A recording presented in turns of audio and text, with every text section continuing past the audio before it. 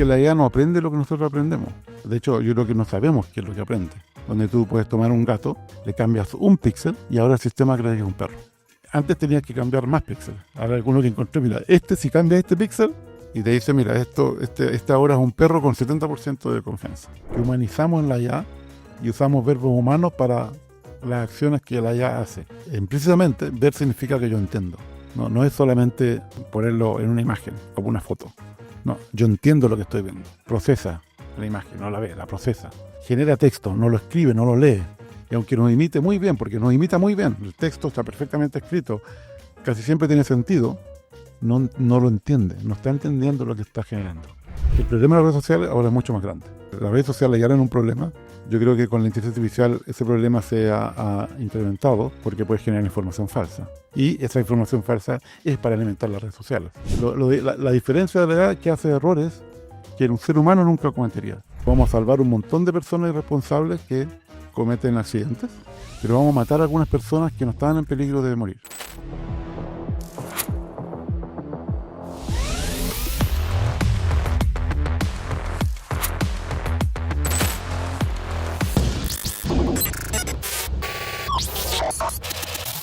Hola a todos y bienvenidos a No Tan Humanos, el podcast donde hablamos sobre inteligencia artificial.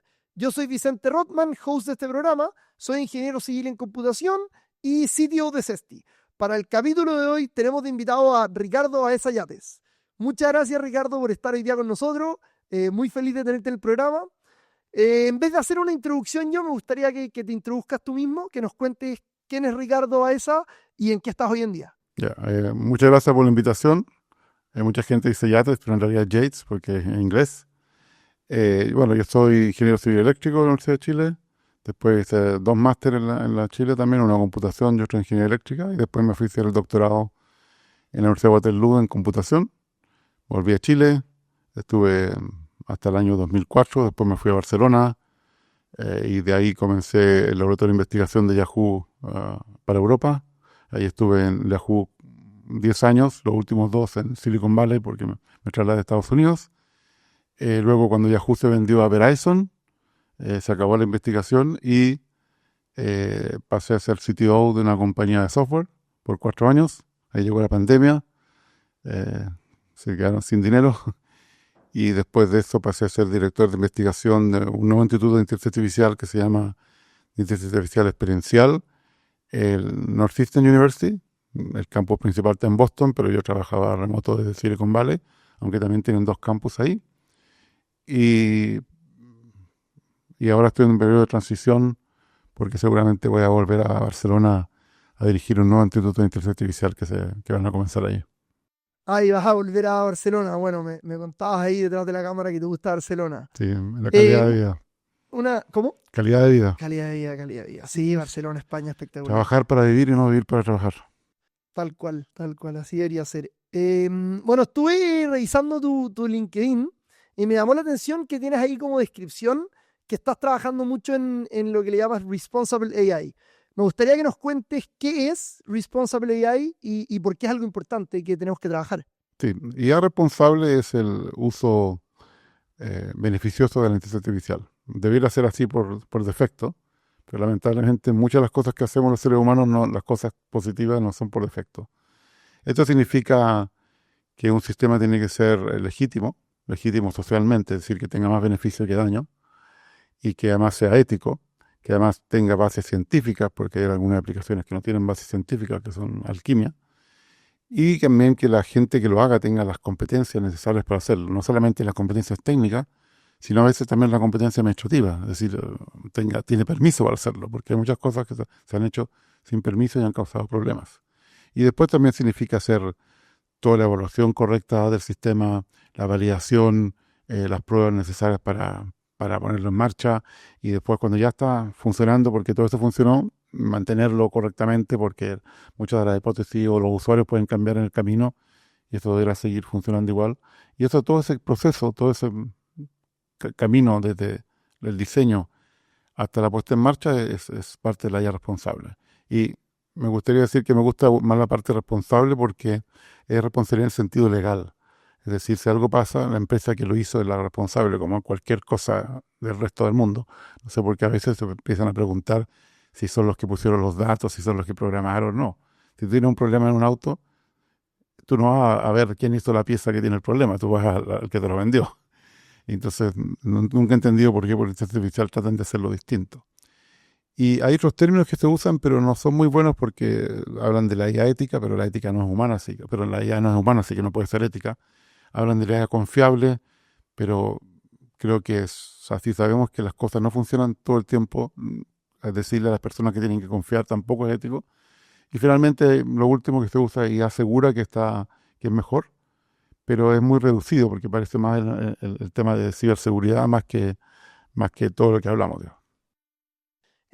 O sea, bueno, me imagino que esto va bastante relacionado con el tema regulatorio, que tú llevas muchos años viviendo y trabajando en Estados Unidos. ¿En qué está hoy día Estados Unidos en temas regulatorios? ¿Encuentras que está atrás, que le falta? Sobre todo porque vemos que Europa, por lo menos lo que se ve por afuera, está mucho más avanzado en términos regulatorios. Lo que quizás ha frenado un poco la innovación, no sé, ¿cuál es tu opinión?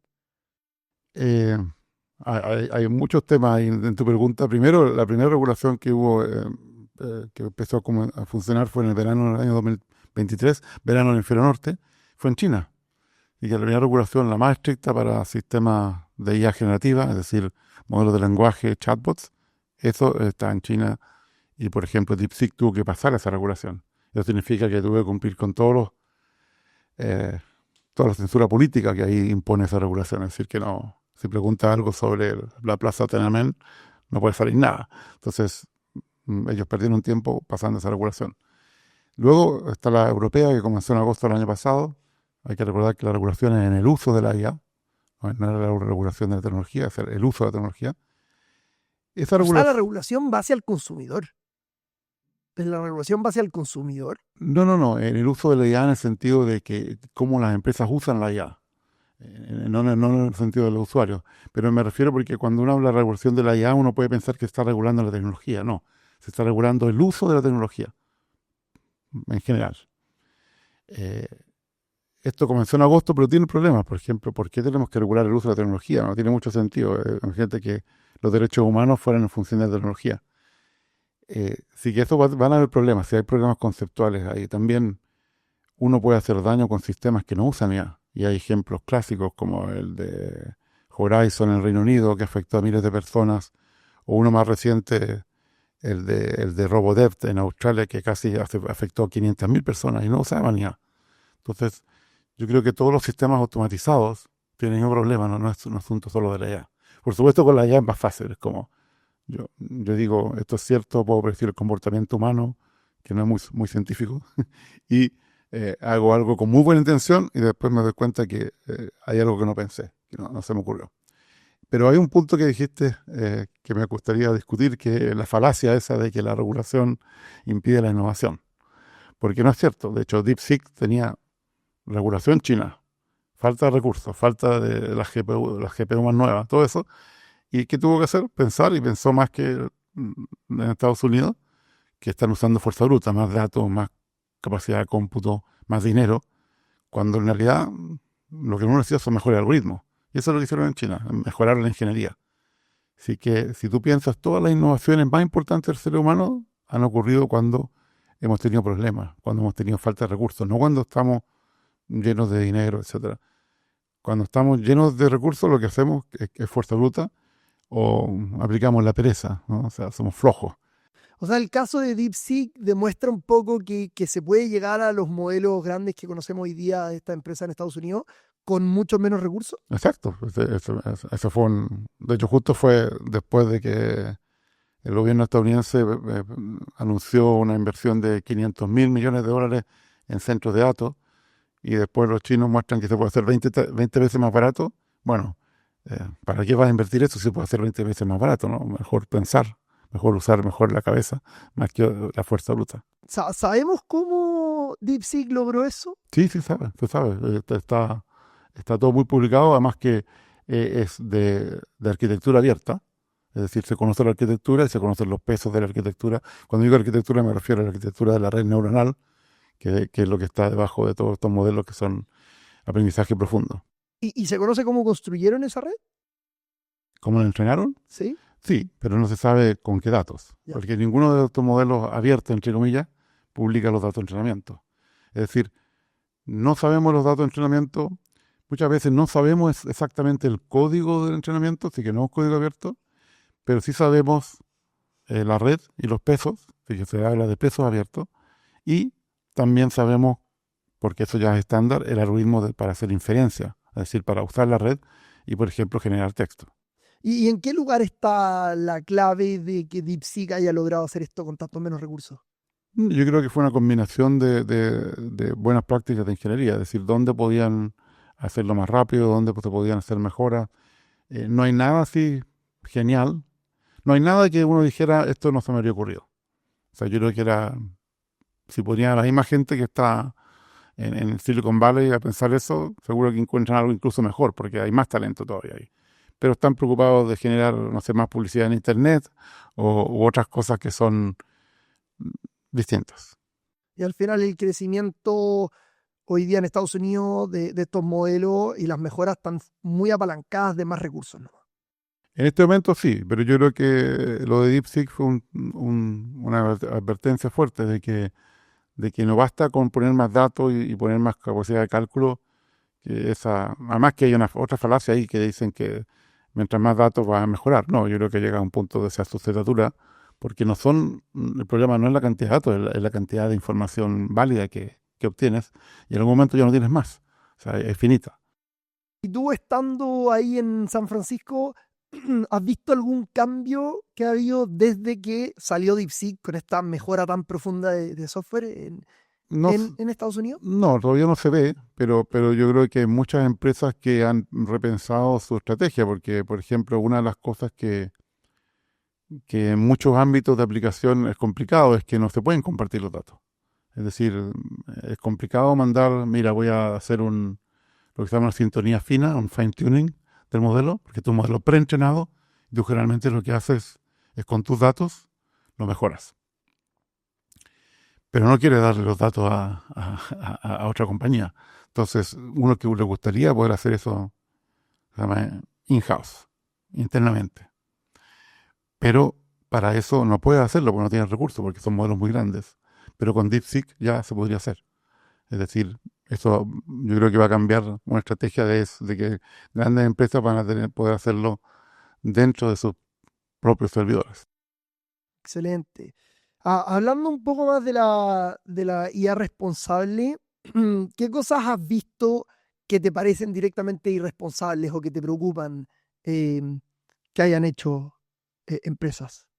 Uy, hay un sitio que se llama incidentdatabase.ai que lo empezó un ingeniero del Silicon Valley antes de la pandemia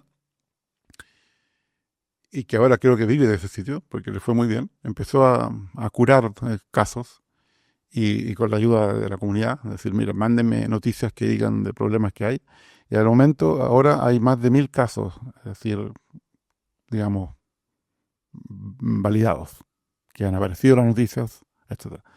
Piensa que son 1000 casos que han aparecido en las noticias, ¿cuántos casos que no llegaron a las noticias? O sea, yo creo que estamos hablando fácilmente de más de 10.000 incidentes.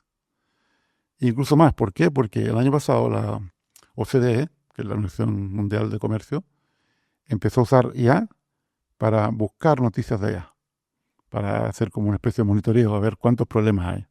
Y ellos encontraron el año pasado como 12.000 casos. De los, ¿Qué significa un caso? sí, te lo voy a contar porque hay para escoger. Te puedo contar los que más me gustan a mí. Eso. Eh, y de esos 12.000 casos, por supuesto, algunos falsos positivos, es decir, que parecía un problema, pero era otra cosa. Pero yo creo que por lo menos hay 10.000 en la noticia. Así que pasamos de 1.000 que son validados a 10.000 que encuentra la inteligencia artificial. ¿Quién sabe de cuánto estamos hablando? No sé. Y por la curva que encontró por las fechas, esto está después del chat GPT, empezó a crecer como casi exponencialmente.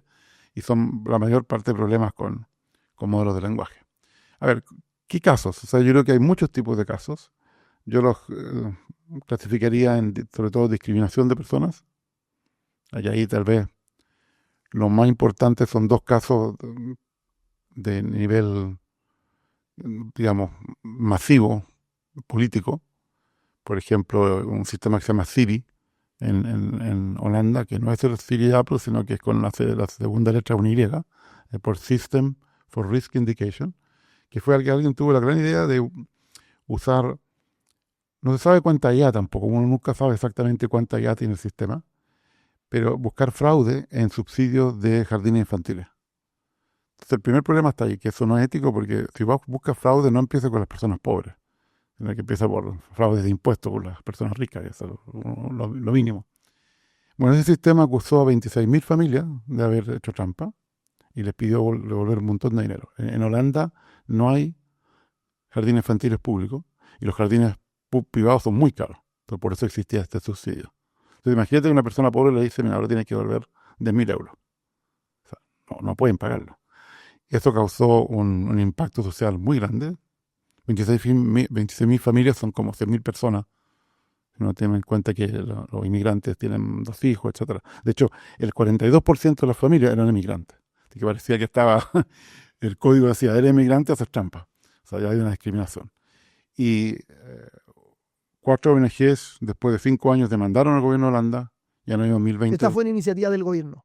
No, estas ONGs. No, digo Siri. Sí, claro, fue una iniciativa que se le ocurrió a un ingeniero del Ministerio de Asuntos Sociales.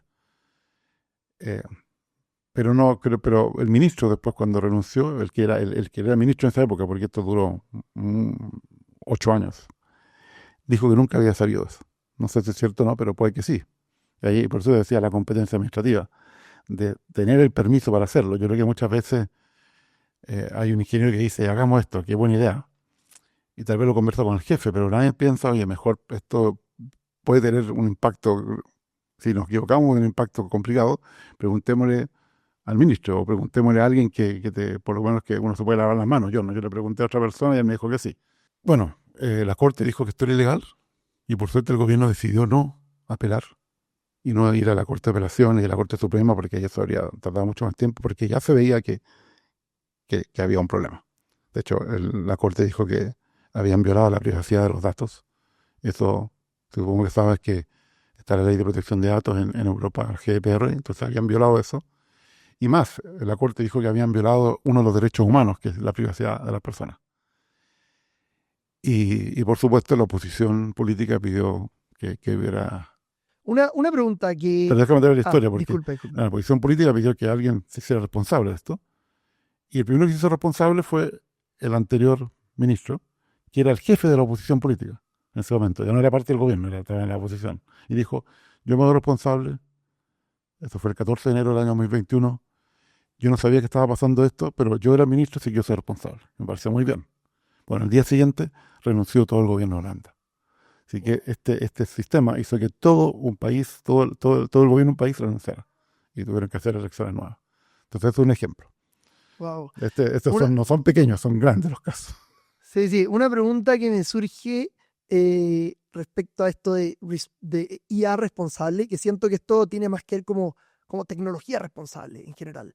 Entonces, Sí. Apuntándolo más como a IA, ¿cuáles son de repente los riesgos, dado que tú estás más enfocado en esto específicamente en IA, cuáles son los riesgos en particular que propone la IA a hacer mal uso o uso irresponsable de la tecnología? Sí, bueno, uno de los temas es, por ejemplo, si tienes una base científica. ¿Ya? Es decir, si lo que estás haciendo, y ya que me dijiste que tú estás haciendo una fintech, te da este típico problema pseudocientífico de la fintech. Nadie ha demostrado que podemos usar datos de otras personas para predecir una persona nueva. Es decir, si viene un estudiante joven al banco y pide un préstamo, seguramente le van a decir que no porque es joven. Pero están normalizando, están promediando a toda la gente. Lo que en promedio puede ser correcto, pero puede ser que ese estudiante eras tú y sería un excelente cliente para el banco en el futuro, pero le dijiste que no porque era joven. Entonces, estos sistemas que hacen promedios de personas, lo que hacen es discriminan a algunas personas y favorecen a otras. Y eso tiene un costo social. Y tiene un costo económico. Por ejemplo, para el banco, si yo le doy un préstamo a una persona que no me lo va a devolver, estoy perdiendo dinero. Y si no le doy un préstamo a una persona que le debería dar un préstamo, también pierdo dinero porque estoy perdiendo el interés de ese préstamo que no lo hice. Pero más aún, esa persona no la veo nunca más y que ni siquiera tengo esa información. Así que ahí tengo el famoso sesgo de supervivencia, de que no veo todos los datos, veo solamente los errores míos, pero los falsos negativos no los veo. ¿Y, y tú crees que eso con la tecnología se intensifica o se puede mejorar? Porque al final, probablemente eso, antes de la tecnología, cuando el banco hacía una evaluación completamente manual, existían estos sesgos también. Sí, existían, pero no eran automatizados. Es decir, dependía de cada persona. O sea, el automatizar lo intensifica. Claro, incluso lo pueden amplificar. Hay casos de amplificación. Entonces, eh, pero no es solamente el tema de que el tipo de argumentos que se usa es que ya existía antes. No, pero el problema es si eso es ético o no, también. O sea, si es ético que un algoritmo decida lo que debería decir una persona que sí entiende más bien el problema, porque hay una cosa muy importante que uno se olvida, que los datos no representan el problema completo. Es decir, hay mucho que se llama datification, que la gente piensa que los datos son una buena representación del problema, pero en préstamos no. O sea, piensa todos los factores cualitativos que es muy difícil poner en datos que tienen que ver con la vida y el futuro de una persona. Es decir, eso pasa en la justicia, pasa en la educación. O sea, yo creo que ahí no solamente hay pseudociencia, sino que también hay falta de como sentido común. Mira, tú no puedes decidir con datos si esta persona es culpable o inocente, porque los datos son, por ejemplo, tal vez, imagínate que te dijera el 80% del problema, que creo que es mucho, que representa el 80% del problema. Pero ¿qué pasa si la decisión está en el 20% que falta? La decisión correcta. Por ejemplo, un caso de un asesinato y nunca encontraron justo la clave para saber quién fue. Pero yo acuso a otra persona que ha pasado en la vida real, pero ahora puede pasar más, porque estos sistemas lo hacen mucho más rápido y automáticamente. O sea, hay ciertas cosas que tú crees que no deberíamos automatizar. No, yo creo que hay ciertas cosas que no deben automatizar. La regulación de uso de la IA europea cree lo mismo, o sea, hay sistemas que están prohibidos. Y eso tiene que ver con que hay una limitante de entendimiento que creemos que la IA, que nosotros tenemos y que creemos que la IA nunca va a ser capaz de tener. Sí, yo creo que, primero porque los datos no representan todo el problema, así que no es culpa de la IA, eso es culpa de, no podemos representar en datos el contexto completo del problema. Por ejemplo, la justicia es muy complicado, subsidios gubernamentales, muy complicados, los contextos son complicados. De hecho, la ética es contextual, en con el mismo problema, si yo te lo cambio de un país a otro, la solución va a ser distinta. Por ejemplo, tal vez aquí no importa mucho que matemos que un auto autónomo mate una vaca. Dile eso a una persona en la India. Es decir, no, este auto no puede estar aquí, no lo permito. Sí, bueno, pero yo podría tener una IA entrenada con los datos netamente locales. Sí, sí, pero igual, por ejemplo, otro de los incidentes fue la mujer que murió en Arizona el año 2018 porque un auto autónomo de Uber, cuando los tenía, porque después de ese accidente vendió toda su unidad de auto autónomo, mató a una mujer porque la mujer cruzó de noche en el lugar que no debía, en bicicleta, y el sistema no lo reconoció. ¿Por qué? Porque no estaban los datos de entrenamiento. Ahí también es una arrogancia decir, sí, puedo usar datos locales, pero la verdad que la mayor parte de los datos de entrenamiento para autos autónomos están en el futuro. Están en todos los accidentes que voy a ver. Porque los datos son dinámicos, los datos no están en todos los casos. Estoy seguro que tú has visto en YouTube estos típicos que alguien se salva porque pasó por un segundo en una moto. Tú dices, esto no puede haber pasado, y ocurrió. ¿Ya? Y otras cosas que podrían haber pasado no ocurrieron. Es decir, la realidad es mucho más complicada que lo que uno puede tener en un conjunto finito de datos. Me interesa hacerle doble clic al tema ahí de los autos autónomos. ¿Qué crees tú que va a pasar con los autos autónomos? ¿Tú crees que deberían existir o no? ¿Va a llegar un punto en el que, aunque hayan casos, incidentes, quizás igual son menos y eso justifica tenerlo? ¿Cuál es tu opinión al respecto? No, yo creo que deberían existir porque yo creo que los autos autónomos van a ser más responsables que las personas, sobre todo que algunos hombres que están ahí a toda velocidad y borrachos, porque realmente la mayoría son hombres, no son mujeres, son más irresponsables en ese sentido. Yo creo que deberían existir, pero ahí está el tema ético. Y este es uno de los problemas éticos que pongo cuando hago mis charlas sobre IA responsable. Es que, eh, sí, los autos autónomos no tienen problemas de quedarse dormidos, de que necesitan comer, de que también del celular. Todos esos problemas se van a eliminar. Pero lo que pasa es que la inteligencia artificial comete errores, a veces, que los seres humanos nunca cometemos. Por ejemplo, el caso que te conté de Arizona. Esa mujer, estoy seguro que cualquier conductor humano que estuviera, digamos, sin alcohol, por ejemplo, la habría visto y se habría detenido. Y si tú piensas, la mujer, ¿qué hizo? Lo que uno hace aquí todos los días cuando cruza en luz roja, por ejemplo, en la calle. Tú dices, viene un auto, está un poco cerca, ¿ya? Pero si voy rápido, voy a alcanzar. Uno hace eso todo el tiempo. Y además dice, y hay un ser humano adentro, el ser humano no va a ser tan malo de acelerar para chocarme, si lo que va a hacer es disminuir la marcha. Yo estoy seguro que esa mujer pensó eso. Sí, estoy un poco justo para cruzar, pero el ser humano que está dentro del auto va a disminuir la velocidad. Pero no había un ser humano. Bueno, había uno, ese es un tema muy interesante, había una persona de seguridad, pero estaba mirando un video, así que no estaba atenta.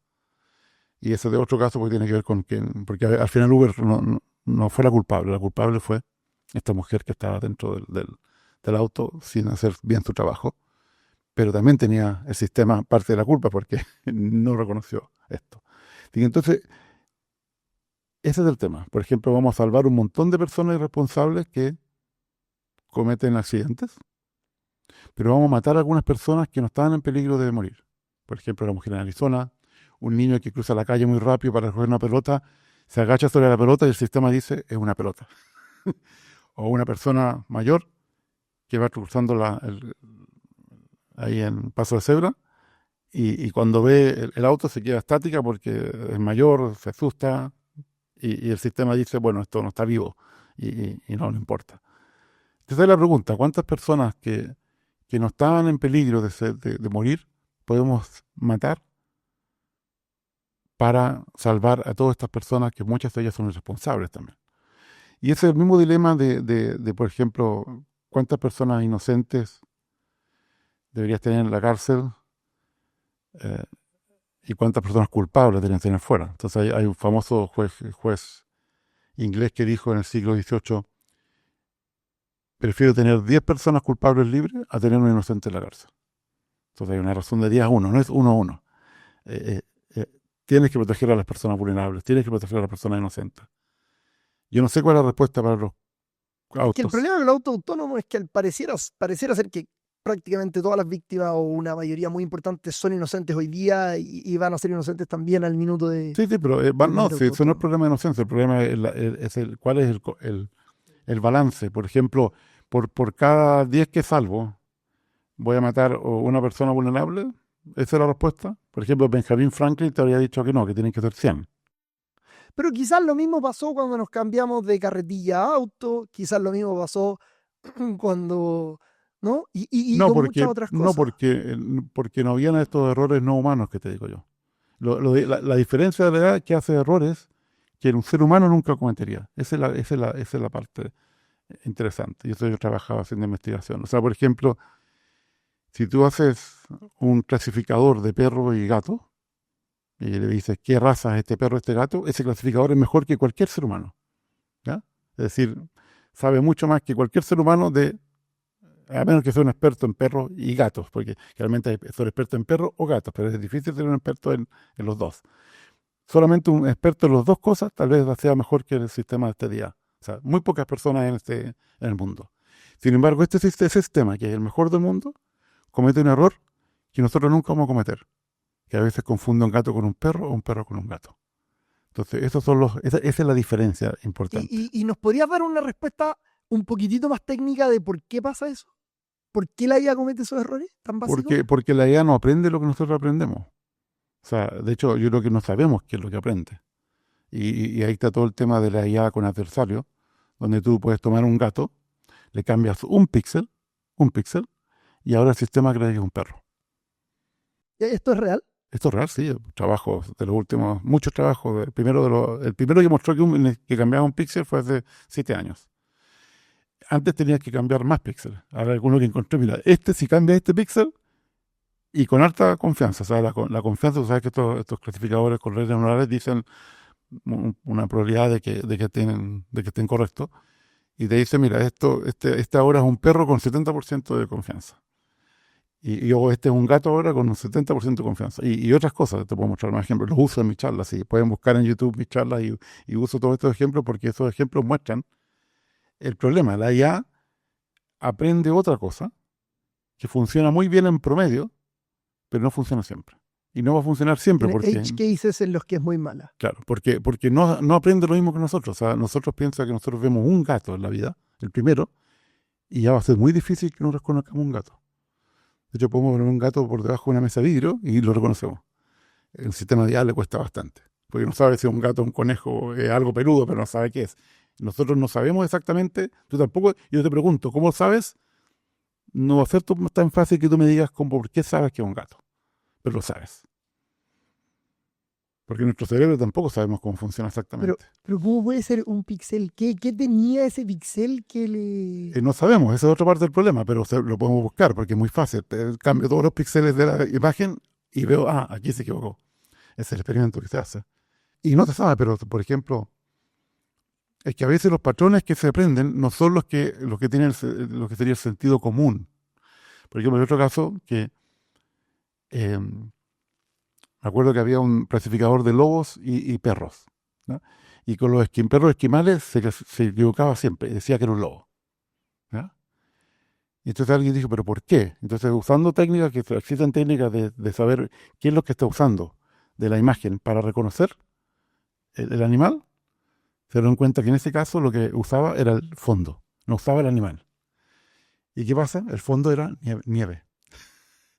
Entonces, había nieve, era un lobo.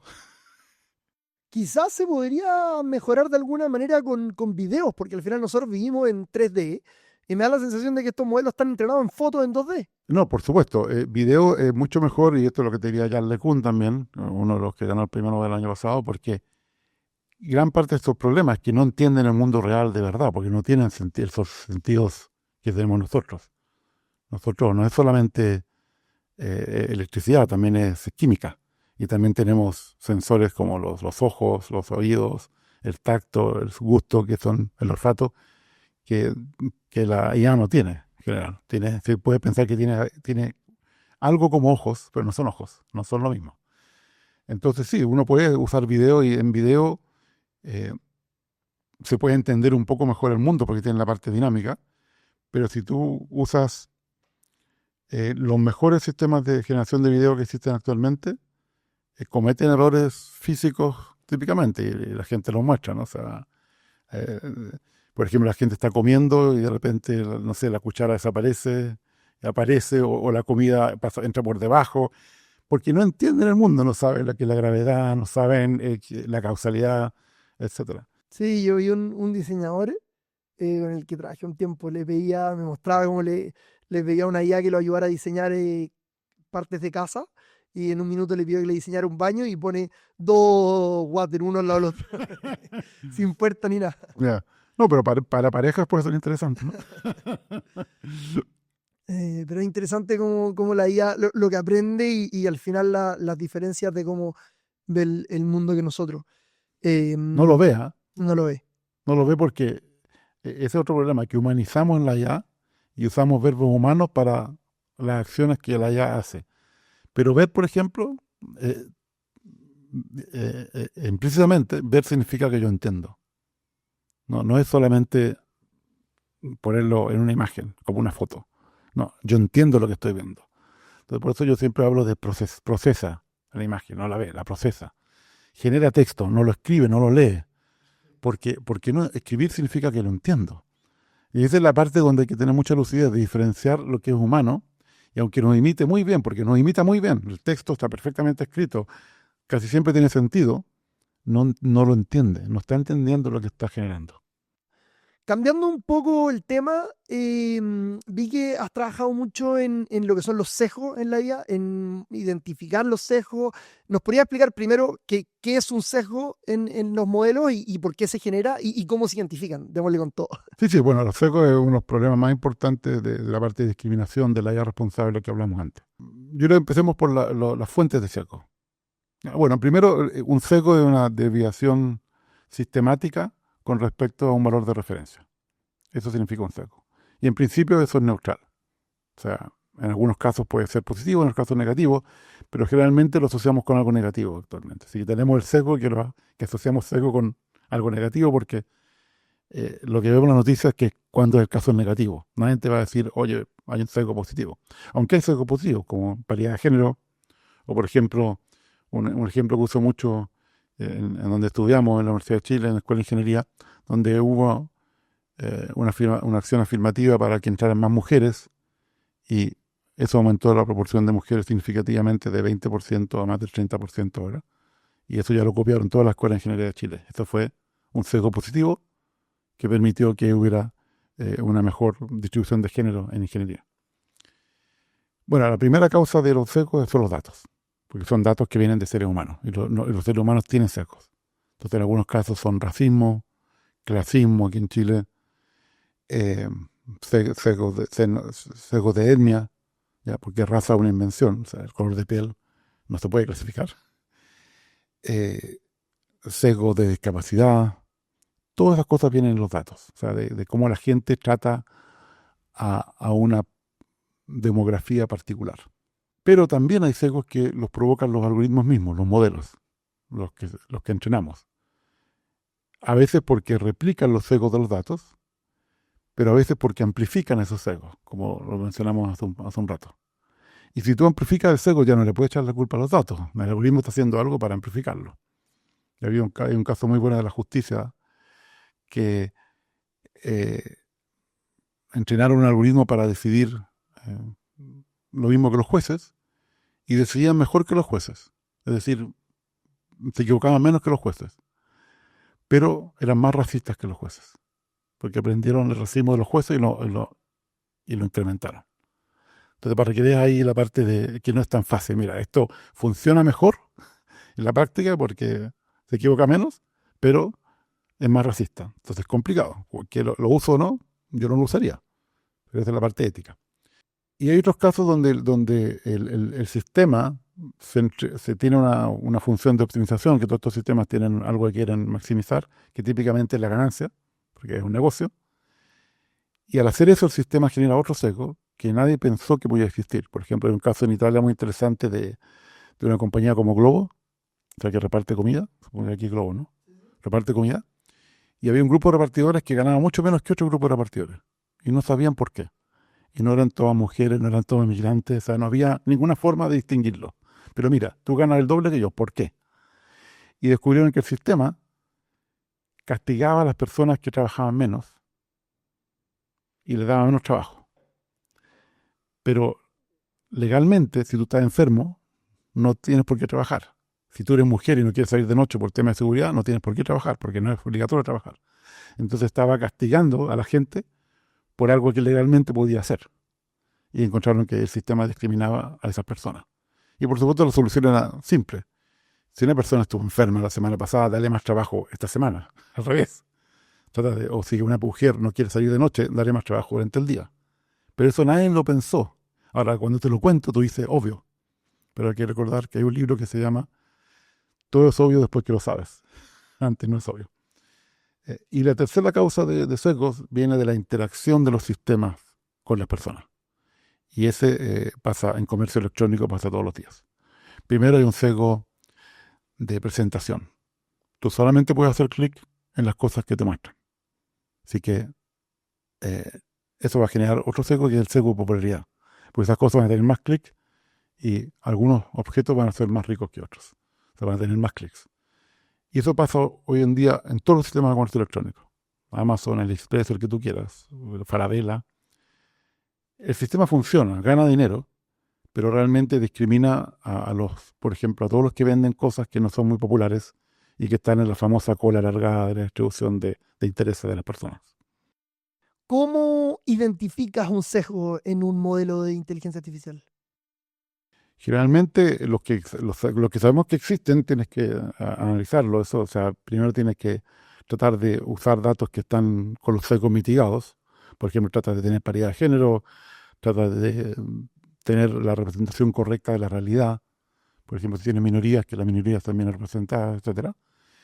Pero muchas veces los sesgos aparecen después, cuando alguien te dice tienes un problema. Y eso ha pasado en Estados Unidos y han ido a juicio.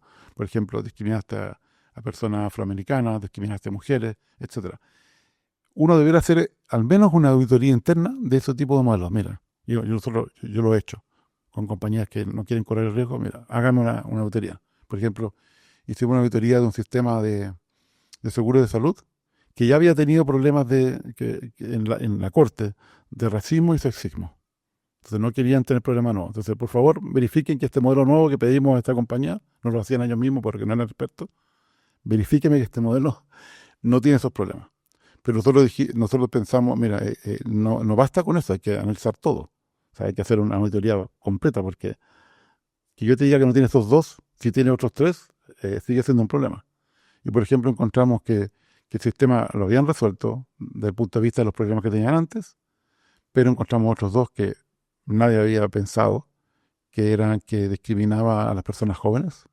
Es decir, el sistema, en el fondo, eso puede estar codificado en los datos, suponía que las personas jóvenes se mejoraban de una enfermedad antes que las personas mayores, lo que en promedio es cierto, pero no siempre. Este es el problema de promediar. Este es el problema de la IA, que la IA promedia. No le interesa toda la distribución. Y el otro problema que encontramos es que discriminaban las enfermedades mentales. O sea, como que las enfermedades mentales no eran tan importantes y tenían que mejorarse pronto. Y por supuesto, eso había un problema. Y ahí el problema fue interesante porque eh, ninguna compañía le gusta que le digan, oye, tu modelo todavía no está bien, tienes que gastar más dinero. Y entonces la compañía dice, ¿a quién le ha hecho la culpa de haber escogido a esta otra compañía para hacer este modelo que todavía tiene problemas? O sea, gasté no sé cuánto dinero en algo que todavía no puedo usar. Por eso que hay que hacerlo bien del principio, porque el costo posterior es mucho mayor que el costo inicial de hacerlo bien. Pero eso mucha gente todavía no lo entiende y siguen haciendo el famoso, como diría Meta,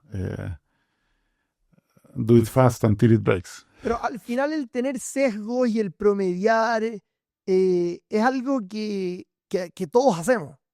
Pero eso no significa que esté correcto. No lo estoy justificando. Ya. Pero digo, el concepto o a lo que se está tratando de apuntar con esto es un poco que la IA no tenga esos sesgos que nosotros tenemos.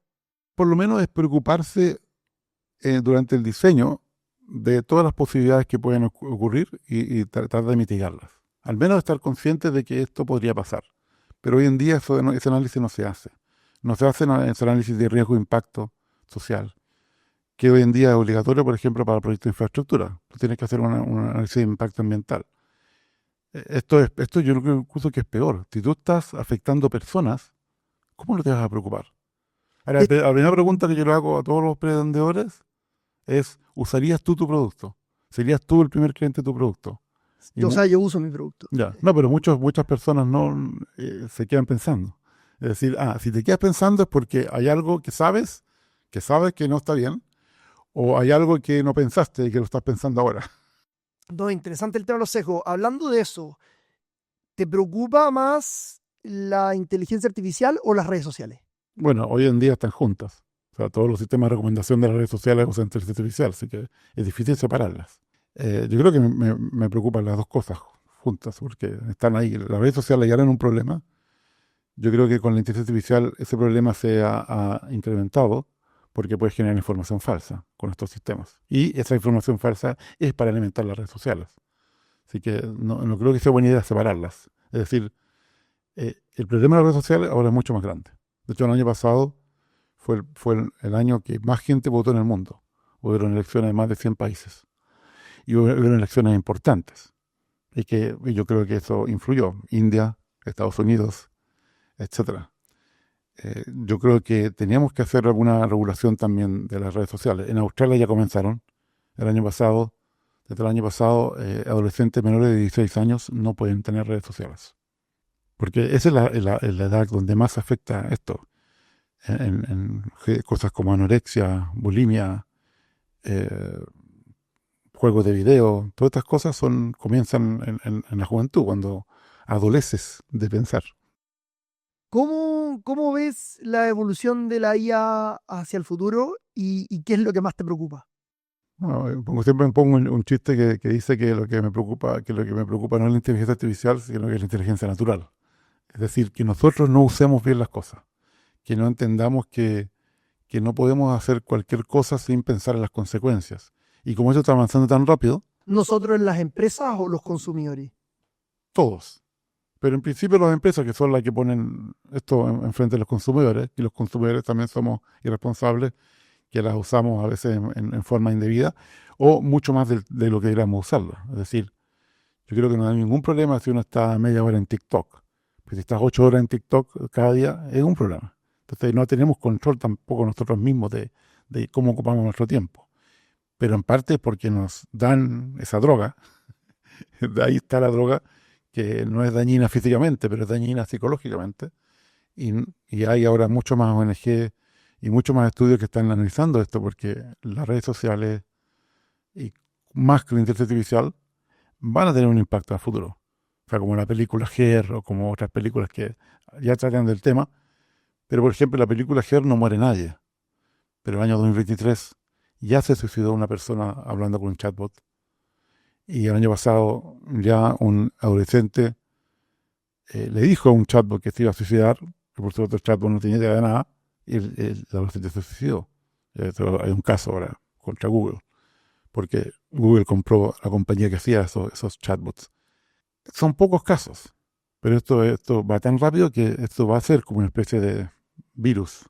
Y me preocupa que no controlemos en el momento correcto, porque cuando ya es masivo, ya es muy difícil hacerlo. Bueno, por respeto a tu tiempo, que sé que te tienes que ir yendo, una última pregunta. ¿Tienes alguna película, documental o libro que nos quieras recomendar?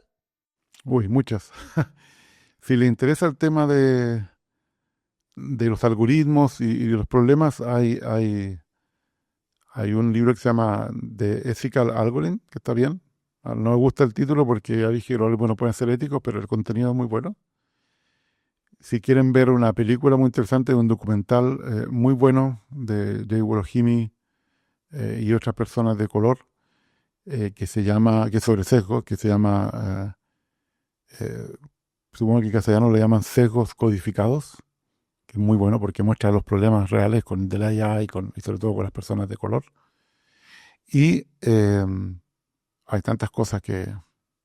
Y si quieren conocer un solo artículo donde están todos los sesgos representados que existen, tengo un artículo que escribí que se llama Sesgos en la web, en Communication de la CM, que es mi artículo más citado ahora, donde muestro el círculo vicioso de todos estos sesgos que te mencioné. O sea, datos, algoritmos, interacción, y después cómo eso es un círculo vicioso. Es decir, cómo al usar todo eso, ponemos más datos en la web, por ejemplo, y tienen los mismos sesgos que tenían antes o peor.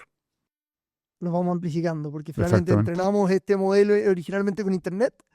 Después parte importante del Internet lo va produciendo este mismo modelo y después lo volvemos a entrenar con Internet y lo volvemos a entrenar con la misma información que produjo el mismo modelo Sí, y lo va amplificando. sí, ahí más que amplificar también se va degenerando, porque ya no son todos datos humanos, así que no estás aprendiendo de los seres humanos, estás aprendiendo de ti mismo también, del sistema, que es un problema que no sabemos cómo tratar. Es Pero un problema que es nuevo. sí, no, y un artículo dice que esto se degenera, que colapsa, que dejas de aprender. Esto es como comer tu propia basura. En inglés se dice otra palabra, pero claro, es como tú mismo te alimentas de tu propia basura. Bueno, muchas gracias Ricardo por estar hoy día con nosotros. Fue una muy buena conversación, yo lo pasé muy bien. Gracias, Vicente, por la invitación.